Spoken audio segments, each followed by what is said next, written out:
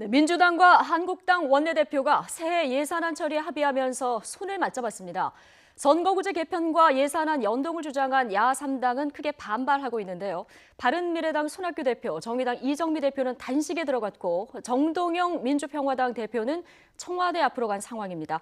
자, 이정미 정의당 대표 직접 연결해 보겠습니다. 자, 이정미 대표님 나와 계시죠? 네, 안녕하세요. 예, 제가 안녕하십니까 이렇게 인사를 드릴 수도 없는 상황입니다. 어제 밤부터 단식에 들어간 걸로 알고 있는데 일단 지금은 괜찮으십니까? 네, 괜찮습니다. 예. 자, 민주당과 한국당 이 두 당 사이의 예산안 합의 어떻게 보고 계신지 이 얘기부터 먼저 좀 들어볼까요? 사실 야3당이 이번 예산안과 선거제도를 함께 처리해야 한다는 이런 주장을 했을 때 마치 예산안을 연기했다라고 하면서 야3당을 비난을 했습니다. 거대 네. 양당들이. 하지만 12월 2일 법정 시한을 넘긴 것은 두 양당이 그 시한을 지키지 못하고 밀실 합의로 예산안을 가져갔기 때문입니다. 예. 소위 소소이라고 하는 곳에서 국민들이 전혀 어떤 정보도 알 수 없고 회의록도 남지 않는 그 회 기간 동안에 470조를 줄이고 늘리고 하는 이런 과정들을 밟았고요. 어저께 나온 대충의 결과를 놓고 봤을 때 일자리 예산이라든가 민생과 관련된 중요한 예산들이 대폭 삭감이 되고 또 지역 SOC 사업으로 예산을 돌렸다라고 하는 것을 확인하게 되었습니다. 예. 한마디로 거대 양당의 짬짬이 예산 과정이었다 이렇게 저희들은 보고 있습니다. 네.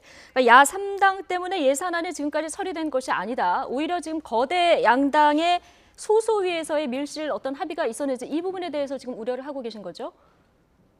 그렇습니다. 예. 자, 그런데 양당의 예산안 합의서를 보면요. 지금 야3당에서 주장하고 있는 선거제도에 대한 이야기는 지금 부속 합의에도 없었습니다. 워낙 민주당이 예산안하고는 연계할 수 없다. 단호한 입장을 그동안 보여왔기 때문에 예견된 바이기도 합니다만 부속 합의에 넣는 이 부분도 전혀 협상이 안 되던가요? 네, 저희 김관영 바른미래당 원내대표가 부속 합의로 선거제도 개혁과 관련된 큰 원칙을 동시에 처리하자라고 요구를 했지만 어제 결국 양당에 의해서 거부된 상황입니다. 예.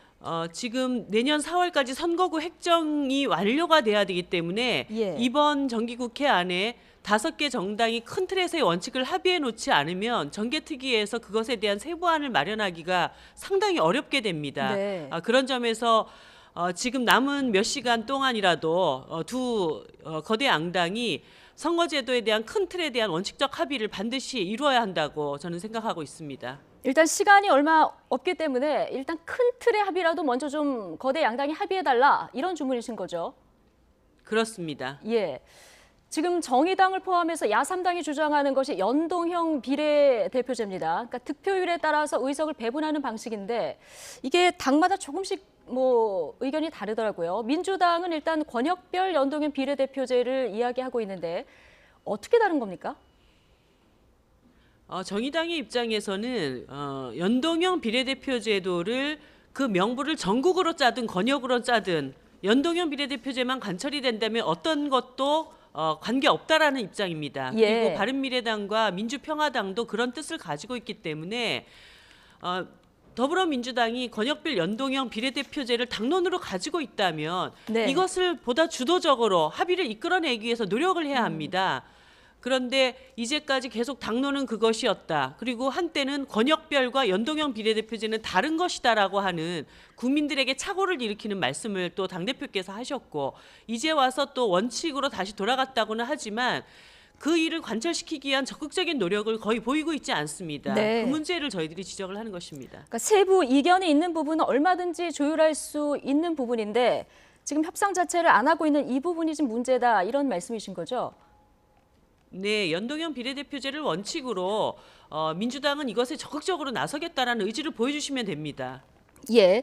자, 그런데 연동형 비례대표제를 하면은 어떤 방식이든 이게 전체 의원 수가 늘어나는 이런 상황인데 정의당 안으로 하면은 의석수가 얼마나 늘어납니까?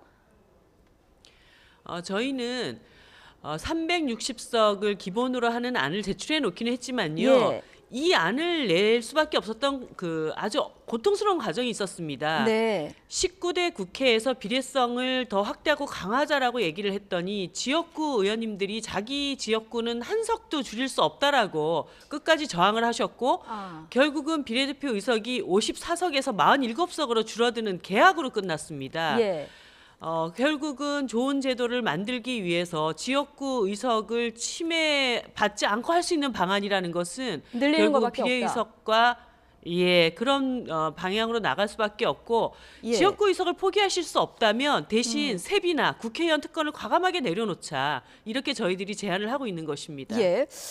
지금 그런데 의원 수가 늘어나는 부분은 국민 세금이 들어가는 부분이기 때문에 국민 여론도 그냥 마냥 긍정적이진 않은 그런 시선도 사실은 있는데 세비를 줄여서 보존하면 된다 얘기를 지금 하셨는데 이번에 세비는 오히려 네. 늘어났다 이런 보도가 있습니다.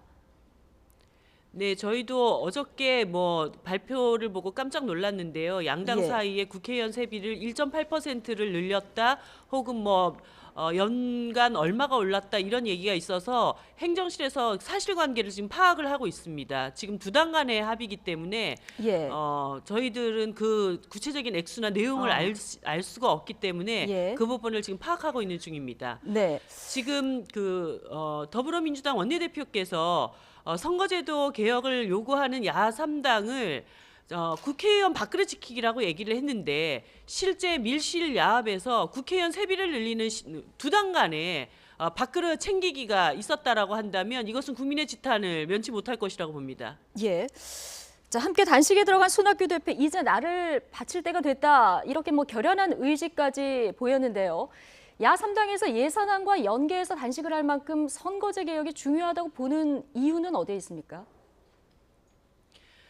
지금 국민들이 국회를 신뢰하는 정도가 1.8%라고 얘기를 했습니다. 한마디로 자신을 대변하는 대의기구에 대한 이 전면적인 불신은 국민들이 정치를 외면하게 되고 그리고 또 그 사이에서 수십 년 동안 기득권 정치가 판을 치게 되는 이 악순환의 고리를 끊어낼 수가 없습니다. 예.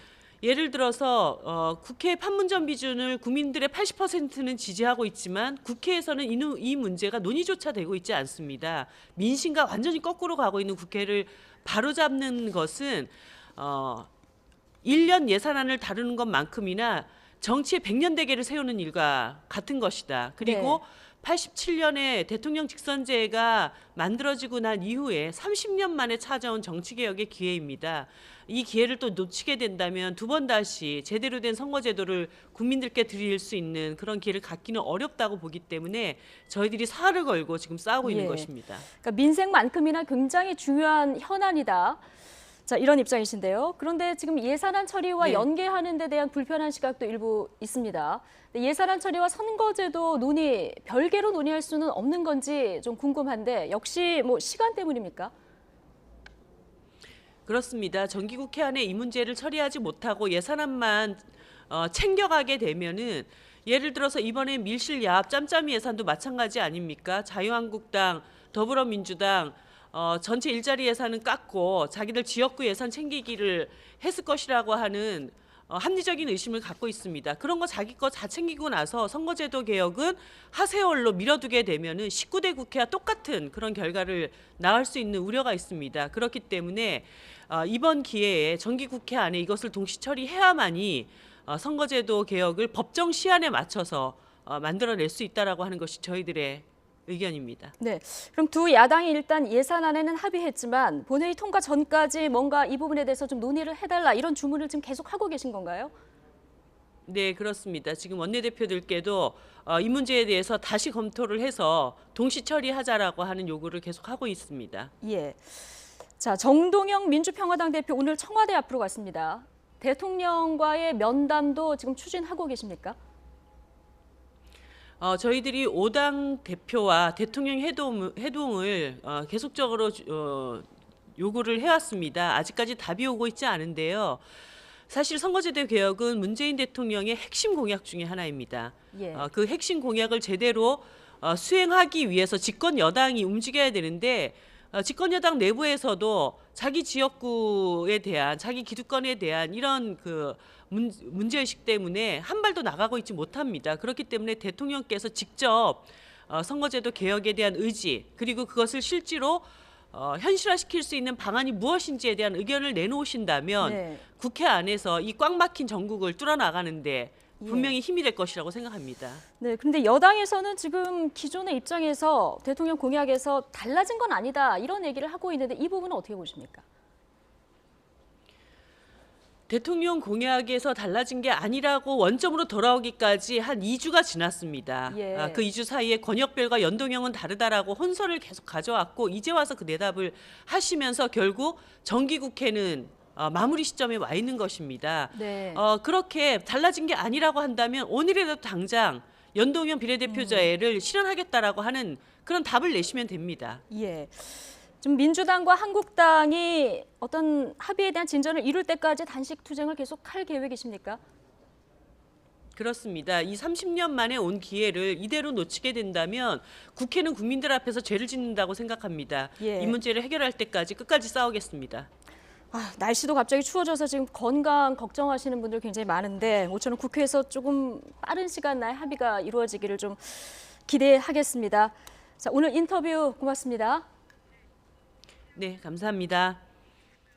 네, 자, 선거구제 개혁을 요구하면서 단식 농성에 합류한 이정미 정의당 대표와 이야기 나눠봤습니다.